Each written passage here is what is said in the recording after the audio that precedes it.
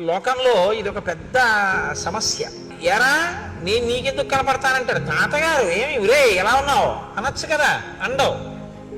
ఇందాక నుంచి చూస్తున్నాను రా, నువ్వు నన్ను పలకరిస్తావేమో అని, నేను ఎందుకు కనపడతాను నీకు అంటాడు. అదేంటి తాతగా నేను చూడలేదు. అదేలే అంటాడు.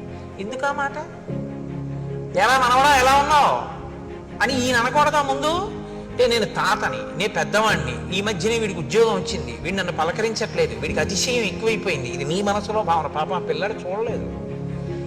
రాముడుట అది కాదుట, పూర్వభాషి. ముందు రాముడు మాట్లాడతాట. రాముడిని ఎవరైనా పలకరించారనుకోండి చిన్నపుచ్చుకుంటాట. అయ్యో అదే నేను మాట్లాడలేదు, పాపం వాళ్ళే వచ్చి పలకరించారు.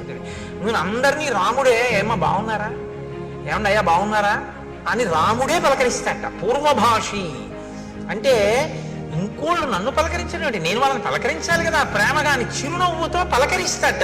హృదయ సంస్కారం.